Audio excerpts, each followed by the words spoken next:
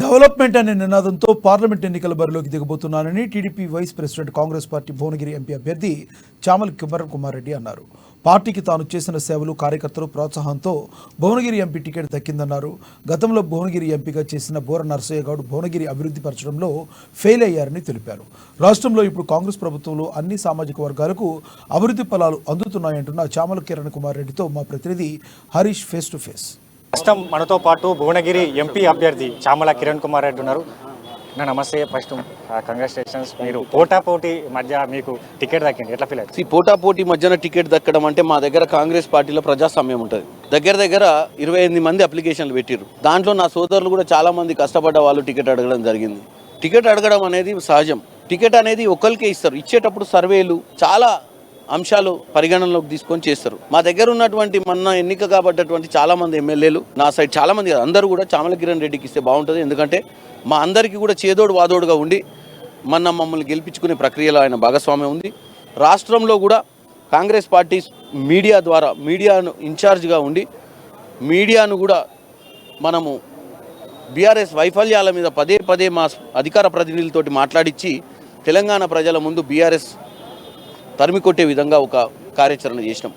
కాబట్టి నేను అనేది ఒకటే, ఈరోజు నాకు టికెట్ వచ్చింది అంటే చాలామంది కాంగ్రెస్ కార్యకర్తలు కావాలని కోరుకున్నారు కాబట్టి సర్వేలలో నా పేరు రాగడం జరిగింది. కాంగ్రెస్ కార్యకర్తలు కనుక నన్ను ప్రోత్సహించకపోయి ఉంటే ఏ ఒక్కరు కూడా కాపాడే పరిస్థితి లేకుండే. కాబట్టి డెఫినెట్గా నేను మా ముఖ్యమంత్రి గారు, మా మంత్రులు కోమటిరెడ్డి వెంకటరెడ్డి గారు, ఉత్తమ్ కుమార్ రెడ్డి గారు, రాజగోపాల్ రెడ్డి గారు ఎమ్మెల్యేలు, మిగతా 6 నియోజకవర్గాలలో ఉన్నటువంటి మల్రెడ్డి రంగారెడ్డి గారు, బీర్ లైలే గారు, మందుల శామ్యుల్ గారు, వీరేశం గారు, కొమ్మూరు ప్రతాప్ రెడ్డి గారు, అట్నే కుంభమణిల్ గారు అందరికీ కూడా నేను కృతజ్ఞతలు తెలియజేస్తున్నాను. ఇప్పుడు ప్రధాన పార్టీలు కావచ్చు, బీజేపీ కావచ్చు, బీఆర్ఎస్ కావచ్చు, బీసీ నేతలు ఉన్నారు. వాళ్ళని ఏ విధంగా మీరు ఢీ కొట్టబోతున్నారు? బీసీ నేతలు ఇళ్ళనే చాలా మంది ఉన్నారు. ఆయనక ముందు ఇగో ఈడ యాదవ్, శ్రీకాంత్ యాదవ్ ఉన్నాడు, ఈడ కుర్మ ఉండు, ఈడ ప్రశాంత్ గౌడ్ ఉండు. వీళ్ళంతా కరుడు కట్టిన కార్యకర్తలు కాంగ్రెస్ పార్టీ కోసం. వీళ్ళంతా నా శ్రేయోభిలాషులు. వీళ్ళందరూ కూడా లీడర్లే. ఈయన ఎంపీటీసీ.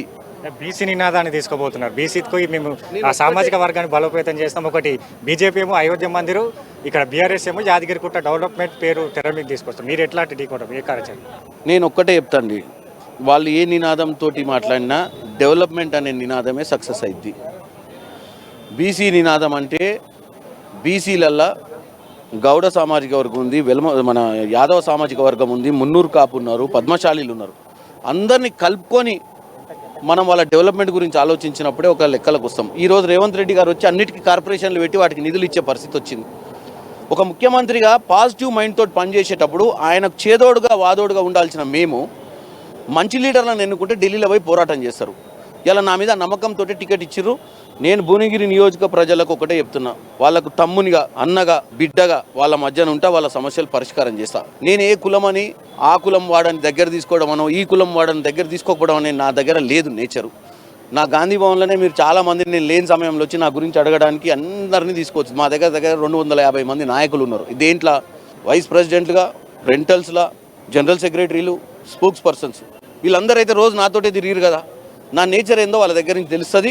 నేను మీ ఛానల్ ద్వారా భువనగిరి ప్రజలకు ఒకటే చెప్తున్నా, వాళ్ళ డెవలప్మెంట్ కోసము ఏదైతే ప్రభుత్వం ఇచ్చినటువంటి పథకాలను ప్రజల మధ్యనికి తీసుకుపోవాలి, ప్రజాపాలన ద్వారా వచ్చిన అప్లికేషన్లు ప్రాపర్గా స్క్రూటినీ చేసి పింఛన్లు రావాల్సిన వాళ్ళకు పింఛన్లు, రైతు బంధు రావాల్సిన వాళ్ళకు కరెక్ట్ రైతు బంధు రావాలి, కూలీలకు కూడా మనం ఒక రైతు బంధు లాంటిది ఇస్తున్నాం కాబట్టి వాళ్ళకు కూడా అందాలి. ఇవన్నిటిని కూడా ఇంప్లిమెంట్ చేయాలంటే మంచి నాయకత్వం రావాలి.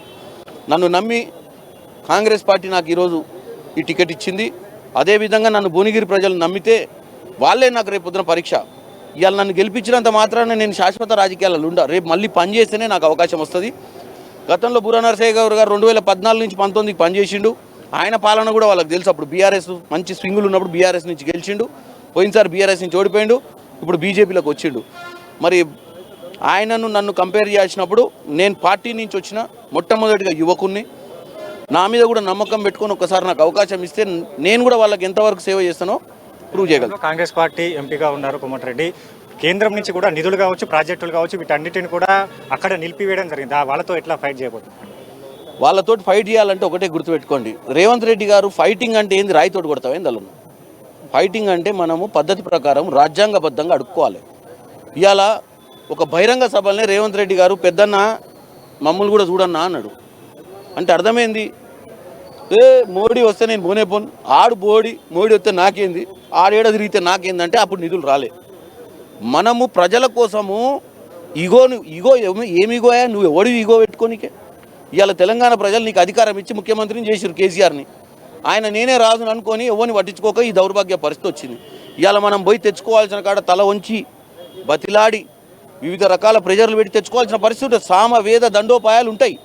నువ్వు ఏం లేకుండా ఆడొస్తే ఇస్తే ఓకే, లేకపోతే లేదు, అప్పులైనా పర్లేదు, రోజుకి 5 రూపాయల మిత్తికైనా తెచ్చి సంసారం చేస్తా అన్న వ్యక్తి ఆయన. మేము అట్లాంటి వాళ్ళం కాదు. మేము వీలైతే ప్రేమతో, భక్తితో, భయంతో, గలంతో తెలంగాణకు రావాల్సిన నిధులు తెచ్చుకుంటాం. ప్రధానంగా ఇక్కడ బీఆర్ఎస్ కావచ్చు, బీజేపీ పార్టీలు బీసీ నినాదాన్ని రాజకీయం కోసమే వాడుకుంటున్నాయి. ఇప్పుడు ఖచ్చితంగా భువనగిరి ప్రజలకు, భువనగిరి ప్రాంతానికి సంక్షేమ అభివృద్ధి కార్యక్రమాలు అందాలంటే కాంగ్రెస్ పార్టీ హయాంలోకి రావాలి. ఖచ్చితంగా తను కాంగ్రెస్ పార్టీ నుంచి గెలిస్తే వచ్చే కేంద్రం నుంచి వచ్చే నిధులు కావచ్చు, భువనగిరికి సంబంధించిన అభివృద్ధి కార్యక్రమాలన్నింటిని కూడా ప్రజలకు అందిస్తానని జామలకి నికుమార్. కెమెరా పర్సన్ శ్రీకాంత్తో కలిసి హరీష్ హమ్మాన్, హైదరాబాద్.